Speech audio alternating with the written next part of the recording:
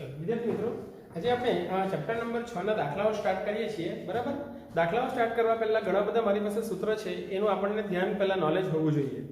સૂત્ર નહીં આવડશે તો તમને દાખલાઓ નહીં આવડે. એટલે આપણે પહેલા ઘણા બધા સૂત્ર છે તેને આપણે લખી દઈએ ફટાફટ. તો પહેલું સૂત્ર છે કે phi is equal to flux phi is equal to b dot a. ધારો કે અમારી પાસે એક પૃષ્ઠ છે, બરાબર. આ પૃષ્ઠનું શું છે? ક્ષેત્રફળ a, બરાબર. અને આ ધારો કે શું છે? ચુંબકીય ક્ષેત્ર, બરાબર. તો ચુંબકીય ક્ષેત્રની દિશા આ છે અને આ b અને આ a. તો આ બે વચ્ચેનો ખૂણો શું છે? થીટા. તમારાથી flux phi is equal to શું લખાય? ba cos theta. આ એક ખૂબ જ ઇમ્પોર્ટન્ટ સૂત્ર છે, જ્યાં તમને આ સૂત્ર ઘણી વાર આવ્યા કરશે. ચલો બીજું છે સરેરાશ EMF E બરાબર -n into d phi by t. ફેરાડેનો નિયમ તમને ખબર છે. ચાલો ત્રીજું સૂત્ર છે, આ પહેલું સૂત્ર, આ બીજું. ચાલો ત્રીજું સૂત્ર છે, જો મારી પાસે L લંબાઈનો, ધારો કે આ ચુંબકીય ક્ષેત્ર છે,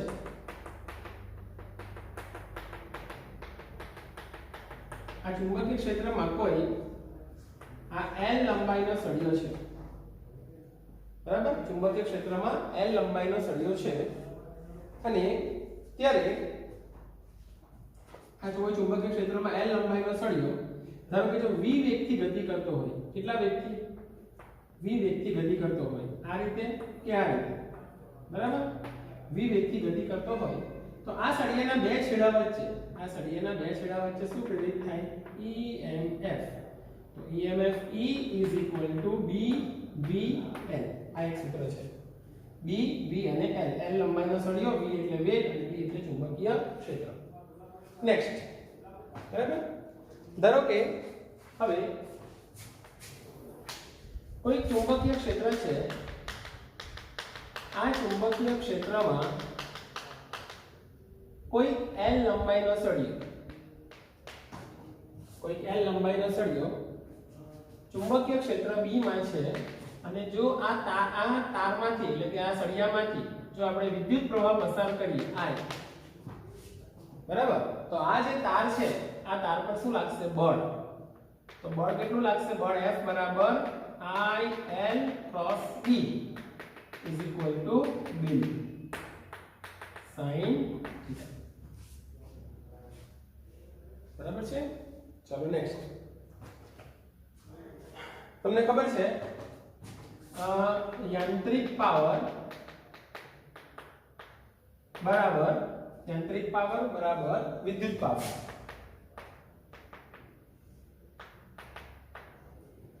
P mechanical is equal to P electrical. અને આનું સૂત્ર છે b² v² l² ના છેદમાં r. બરાબર. ચાલો હવે એક બીજું સૂત્ર છે, જો આ બધા સૂત્રો તમારે યાદ રાખવા પડશે. ચાલો હવે બીજું, આત્મ પ્રેરકત્વ. આત્મ પ્રેરકત્વ L is equal to n phi by I. આ n આટા ના હોય તો ખાલી phi by I. બીજું સૂત્ર છે આપણી પાસે E નું બીજું સૂત્ર શું? -L into di by dt. તો L ને આપણે સૂત્રનો કરતા બનાવીએ તો -E ના છેદમાં di by dt. બરાબર છે. ચાલો હવે અન્યોન્ય પ્રેરકત્વ. આપણે આ ઓનલાઈન જ્યારે ક્લાસ લીધેલો ત્યારે આપણે અન્યોન્ય પ્રેરકત્વ ચલાવેલું હતું. અન્યોન્ય પ્રેરકત્વ શું હતું? M12 is equal to phi1 by I2. બરાબર. ચાલો બીજું સૂત્ર હતું M12 is equal to આના જેવું છે -E1 ના છેદમાં di2 by dt. બીજા ગૂંચળામાં જ્યારે વિદ્યુત પ્રવાહના ફેરફારનો દર થાય, બીજા ગૂંચળામાં જ્યારે વિદ્યુત પ્રવાહનો ફેરફાર થાય ત્યારે પહેલા ગૂંચળામાં EMF ઉત્પન્ન થાય. અહીંયા શું, પહેલા ગૂંચળામાં ફ્લક્સ હોય એટલે કે આપણે બીજા ગૂંચળામાં જ્યાં વિદ્યુત પ્રવાહ પસાર કરીએ, બીજા ગૂંચળામાંથી આપણે વિદ્યુત પ્રવાહ પસાર કરીએ તો આપણને પહેલા ગૂંચળામાં પણ શું મળે, ફ્લક્સ મળે. એટલે અન્યો નહીં, એટલે મેં તમને કીધેલું અન્ય પર આધાર રાખે છે. અમે તમને જ્યારે ઓનલાઈન ક્લાસ ચલાવેલા ત્યારે મેં તમને આ કરાવેલું હતું. ચલો હવે આ રીતે તમારે આને M12 છે તો તમે એને M21 પણ લખી શકો. સિમિલરલી તમારે M21 લખવું હોય તો M21 is equal to phi2 by I1 or M21 is equal to minus E2 di1 by dt. ચલો હવે ખૂબ જ સરસ એક વસ્તુ, ઇન્ડક્ટરમાં ખૂબ આવી, ઇન્ડક્ટરમાં સંગ્રહ પામતી ઊર્જા. ચાલો, ઇન્ડક્ટરમાં સંગ્રહ પામતી ઊર્જા UB is equal to 1/2 Li². આ સૂત્ર આપણે જોયું છે.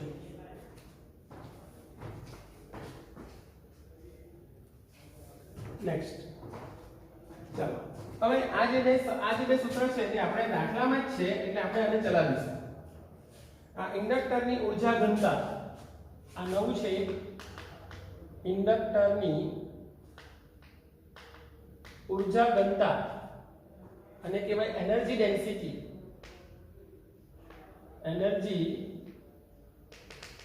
ડેન્સિટી ઇઝ ઇક્વલ ટુ સૂત્ર છે એનું b²/2μ0. બરાબર છે. આ એક ખૂબ આઈએમપી સૂત્ર છે. બરાબર. અને કેપેસિટરમાં આપણે કેપેસિટરમાં જોઈ ગયેલું હતું. કેપેસિટરમાં ઊર્જા ઘનતા U રો કહેવાય અને ρ L અને ρ C. ચાલો તો કેટલું હતું એ 1/2 એપ્સિલોન 0 અને E02 આવશે. Yes, E02. અને જો ઇન્ડક્ટરમાં ચુંબકીય ઊર્જાનો સંગ્રહ થાય, જ્યારે કેપેસિટરમાં વિદ્યુત ઊર્જાનો સંગ્રહ થાય, ઇન્ડક્ટરમાં μ0 આવે કેમ કે ચુંબકીય ક્ષેત્ર સાથે કામ કરે તો એ છેદમાં આવે, જ્યારે કેપેસિટરમાં વિદ્યુત ઊર્જા એટલે એપ્સિલોન નોટ આવે. આને કહેવાય પરમીએબિલિટી અને કહેવાય પરમિટિવિટી. બરાબર છે, જગ ધ્યાન રાખવાનું છે. નેક્સ્ટ, બસ અત્યારે આપણા પાસે આટલા જ સૂત્રો છે. આ સૂત્ર પરથી આપણે દાખલા કરવાના છે. આ સૂત્ર તમારે પહેલા બરાબર યાદ રાખવાના, સૂત્ર બરાબર તમારે લખવા પડશે, બરાબર ધ્યાન રાખવું પડશે. આ સૂત્ર નહીં આવડશે તો દાખલા નહીં આવશે. બરાબર. ચાલો એક બીજું ત્યાં સૂત્રમાં મારે કેવું છે, આ ફ્લક્સ છે ને, ફ્લક્સનું સૂત્ર બહુ જ કામ, phi બરાબર ba. બરાબર. અને તમારે જો EMF જોઈએ, જ્યાં પણ તમને EMF જોઈએ એટલે ફ્લક્સમાં ફેરફાર કરવાનો. હવે ફ્લક્સ એટલે શું, જો તમે જુઓ ફ્લક્સ એટલે શું છે, ba, b into a છે ને, એટલે અહીંયા શું આપણે લખ્યું છે, ba cos θ લખ્યું છે. બરાબર. ba cos θ. હવે a છે ને, અહીંયા આ a જે છે તે શું છે, ક્ષેત્રફળ. ક્ષેત્રફળ કઈ બી આવી શકે, રિંગ પણ આવી શકે, ચોરસ આવી શકે, ત્રિકોણ આવી શકે, આ લંબચોરસ આવી શકે, તો કોઈ બી ક્ષેત્રફળ આવી શકે. તો તમારા ક્ષેત્રફળના તમારે કોઈ પણ આકાર હોય તો ક્ષેત્રફળ તમને ખબર હોવી જોઈએ. બરાબર. આ સૂત્ર ખૂબ જ કામનું છે, ba cos θ. ચાલો તો હવે આપણે ઉદાહરણનો પહેલો દાખલો જે છે તે આપણે જરા જોઈએ. શું કહે છે ઉદાહરણનો પહેલો દાખલો? બરાબર. પહેલો નહીં પણ આપણે ઉદાહરણનો બીજો દાખલો જોઈએ. બરાબર છે. પહેલો દાખલો છે ને, તમે જરાક આપણે થિયરી ચલાવેલી છે એના પરથી તમે જાતે કરવાનો છે. બીજો દાખલો શું છે તે જુઓ.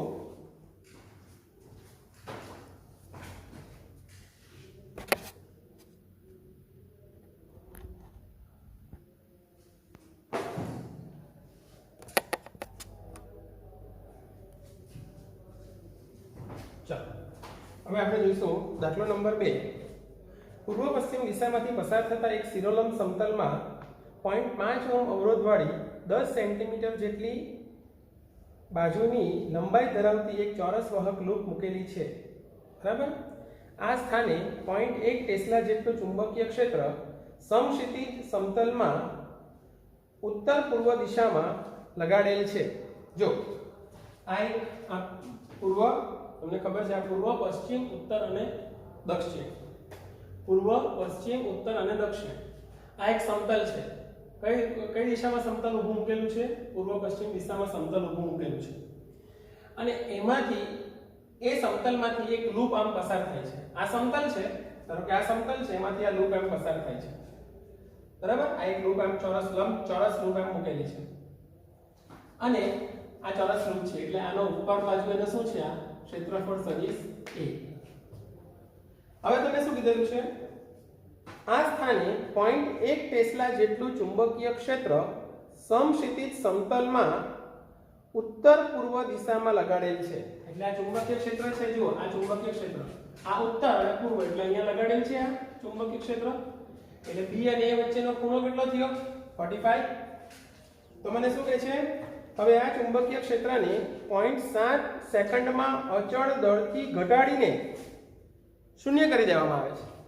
એટલે 0.7 સેકન્ડ જાય એટલે આ ચુંબકીય ક્ષેત્ર શું થઈ જાય? શૂન્ય. ત્યારે આ લૂપમાં મળતા પ્રેરિત EMF અને પ્રેરિત પ્રવાહ શોધો. ચલો, તમને અહીં કઈ વસ્તુ આપેલી છે તે આપણે ફટાફટ જોઈએ. ચાલો, આ લંબચોરસ જે લૂપ છે, બરાબર છે. ચાલો, લૂપની લંબાઈ કેટલી છે? 10 સેન્ટીમીટર, એટલે 10 × 10⁻² મીટર. ધેરફોર એનું ક્ષેત્રફળ શું થશે? 10 × 10⁻², 10 × 10⁻². ક્ષેત્રફળ એટલે લંબાઈ ગુણ્યા લંબાઈ, એટલે 100 × 10⁻⁴ મીટર સ્ક્વેર. ચાલો, આ લૂપનો અવરોધ કેટલો છે? આ તે જુઓ. લૂપનો અવરોધ છે 0.5 ઓહ્મ. બીજું શું આપેલું છે? ચુંબકીય ક્ષેત્ર B કેટલું છે? બોલો. 0.1 ટેસ્લા. પછી સમય કેટલો આપેલો છે? 7 સેકન્ડમાં આપેલું ચુંબકીય ક્ષેત્ર B1 કેટલું છે? 0.1 ટેસ્લા. અને પછી T બરાબર 7 સેકન્ડમાં આ ચુંબકીય ક્ષેત્ર કેટલું થઈ જાય છે? શૂન્ય. તો મારે શું શોધવાનું છે? પ્રેરિત EMF અને આ બે વસ્તુ મારે શોધવાની છે. ચાલો, તો સૂત્ર શું છે આપણી પાસે? ચાલો, પહેલું phi1 કોઈ બાર phi1 = BA cos θ. તો phi1 = B1, બરાબર. ચાલો, કેટલું છે? B1 0.1 ગુણ્યા ક્ષેત્રફળ કેટલું છે? 100 × 10⁻⁴ ને cos θ. cos θ એટલે કેટલો છે? cos 45, બરાબર છે. ચાલો, હવે આપણે 0.1 ટેસ્લા છે. આ તમે બધાની ગણતરી કરશો. cos 45 કેટલું તમને ખબર હોવી જોઈએ.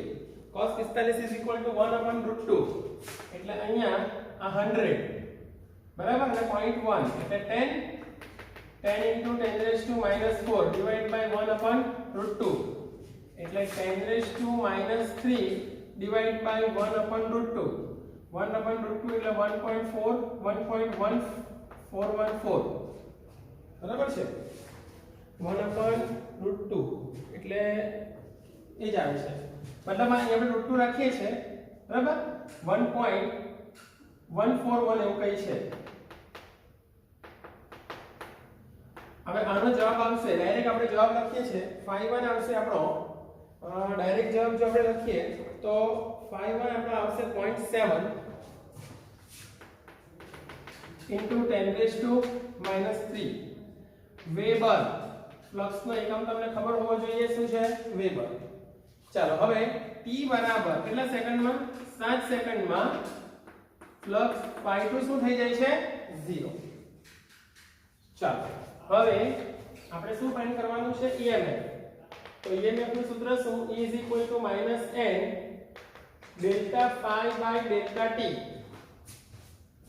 ચાલે, અહીંયા n તો કઈ નથી, તો આપણે n લખીશું નહીં. અહીંયા આટા કઈ આપેલા નથી, તો માઈનસ ΔΦ એટલે phi2 - phi1 છેદમાં સમય ΔT. તો E બરાબર minus what is phi2? phi2 is 0. minus what is 51.7 into 10 raised to minus 3 છેદમાં 7 સેકન્ડ બરાબર. તો આનો જવાબ આવશે, આપણે ડાયરેક્ટ જવાબ લખીએ છીએ, જવાબ ડાયરેક્ટ આવશે E is equal to આ માઈનસ માઈનસ તો પ્લસ થઈ જશે એટલે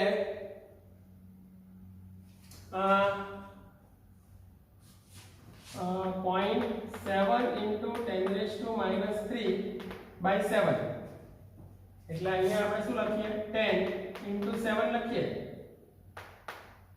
7 7 કેન્સલ એટલે E બરાબર 10 raised to minus 4 વોલ્ટ.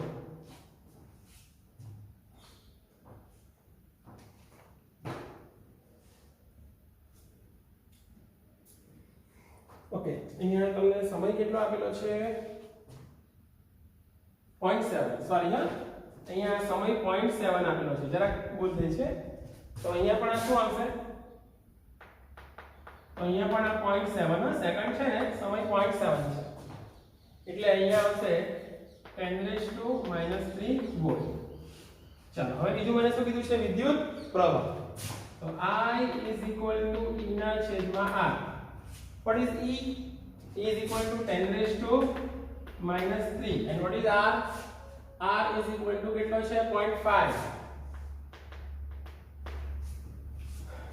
બરાબર. એટલે આ તમારે જવાબ અહીંયા લખી દેવાનો 1/2 એટલે કે અહીંયા 0.5 એટલે 1/2 એટલે 2 into 10 raised to minus 3 ampere એટલે 2 milliampere.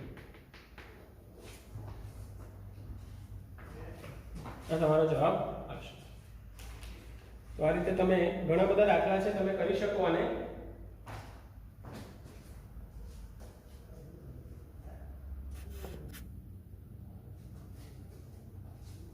દાખલો નંબર 2 પણ ખૂબ સરસ દાખલો છે. 10 સેન્ટીમીટર ત્રિજ્યા અને 500 આટાઓ અને 2 ઓહ્મ અવરોધ ધરાવતી એક વર્તુળાકાર કોઇલનું સમતલ. ચાલો આ વર્તુળાકાર કોઇલ છે, આપણે જોઈએ. આ એક વર્તુળાકાર કોઇલ છે, આની ત્રિજ્યા કેટલી છે 10 સેન્ટીમીટર, આટા કેટલા છે 500, અને ઉપર 500 આટા વીંટાળેલા છે. પછી એનો અવરોધ કેટલો છે 2 ઓહ્મ અવરોધ ધરાવતી એક વર્તુળાકાર કોઇલનું સમતલ 3 × 10⁻⁵ ટેસ્લા જેટલા ચુંબકીય ક્ષેત્રના સમક્ષિતિજ ઘટકને લંબ રૂપે મૂકેલ છે. ચાલો એટલે આ શું છે, ધારો કે આ શું છે, અત્યારે આ કોઇલ છે, આ કોઇલનો આ શું આવશે, આ મારી આંગળી જે મૂકું છું, આ મારી આંગળી તે કોઇલનો શું છે ક્ષેત્રફળ સદિશ. આ જોજો આ કોઇલનો શું છે ક્ષેત્રફળ સદિશ. અત્યારે પેલી બાજુ છે A, કોઇલનો ક્ષેત્રફળ સદિશ A છે, અને જે ચુંબકીય ક્ષેત્ર પસાર થાય છે જોજો, એટલે અત્યારે આ ચુંબકીય ક્ષેત્ર છે બરાબર, અને કોઇલ એને કેવી મૂકેલી છે ચુંબકીય ક્ષેત્રને લંબ રૂપે બરાબર. જોજો ચાલો મેં એ બતાવું તમને. ચાલો આ ધારો કે શું છે, આ ચુંબકીય ક્ષેત્ર છે અને આ ચુંબકીય ક્ષેત્રમાં શું મૂકેલી છે આ કોઇલ બરાબર. આ રીતે આમ તો આ શું થશે, આ ચુંબકીય ક્ષેત્ર B અને આ કોઇલનો ક્ષેત્રફળ સદિશ A. કોઇલનો શું છે આ ક્ષેત્રફળ સદિશ A.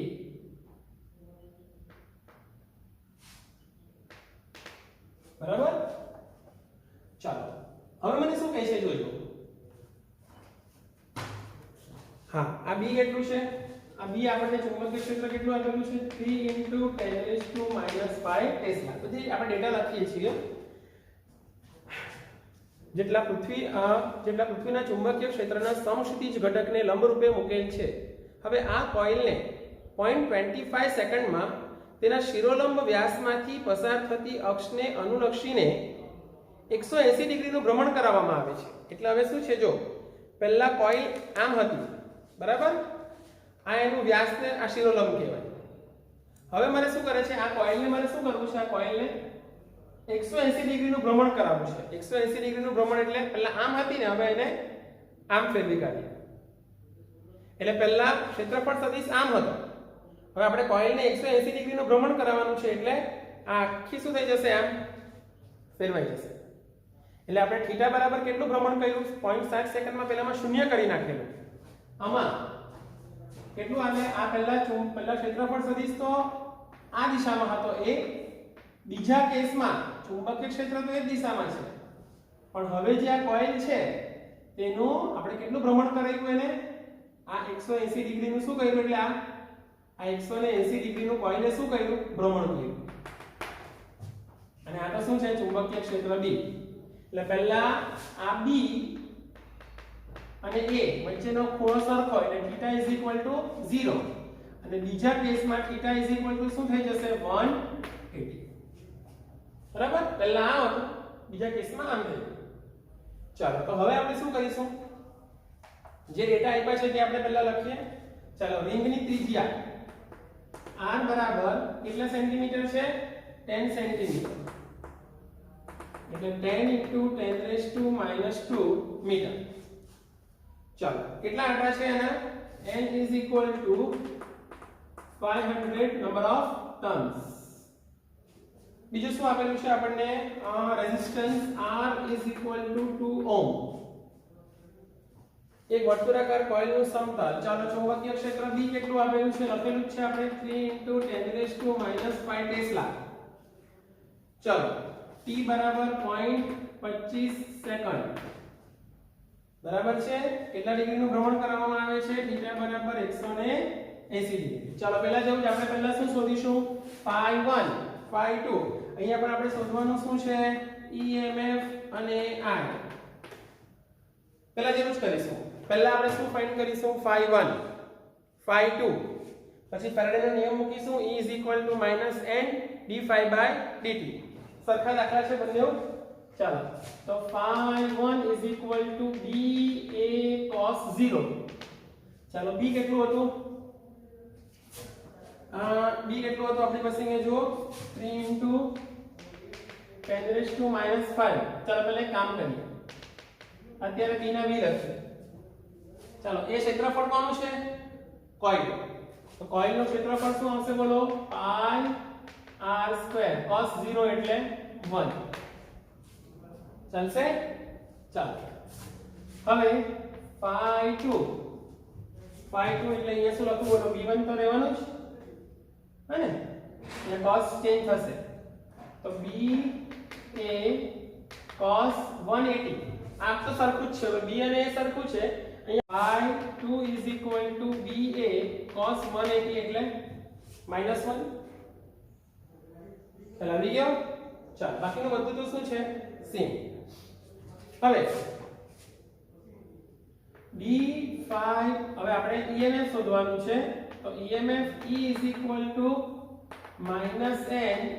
ΔΦ લખીએ ΔΦ/ΔT ચાલો તો E = -n કેટલા છે 500 એટલે આપણે અત્યારે n ના n જ લખીએ કૌંસમાં ΔΦ એટલે બોલો શું થશે ∅2 - ∅1 છેદમાં શું થશે બોલો ΔT તો -n ∅2 શું છે બોલો B πr²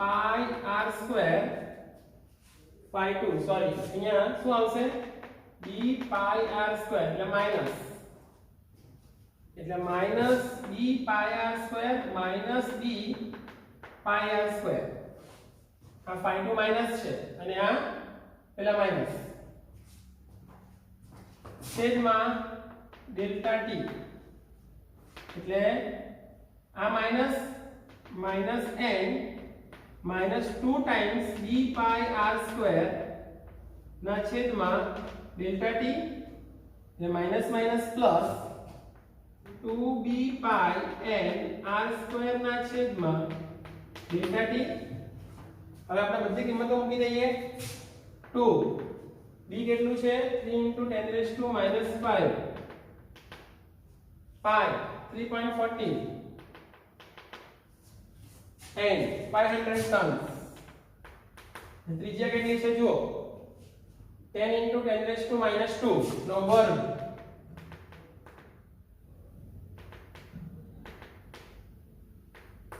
વર્ગ છેદમાં ΔT સમય કેટલો આપેલો છે સમય આપણને આપેલો છે 0.25 તમે આ બધાનો જવાબ કરશો તો એનો જવાબ આવશે 3.768 into 10 raised to minus 3 volt.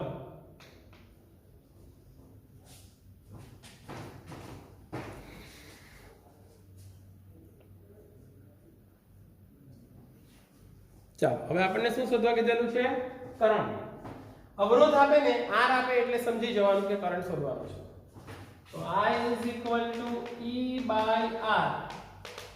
ચાલો E કેટલો છે? 3.768 into 10 raised to minus 3 ના છેદમાં R 2 ઓહ્મ. એટલે આનો જવાબ પણ આવશે. ડાયરેક્ટ લખીએ છીએ આપણે જવાબ 1.884 minus 3 એમ્પિયર. તો આ રીતે તમારે દાખલા કરવા પડશે, પ્રેક્ટિસ કરવી પડશે દાખલાની, તો જ આવડશે.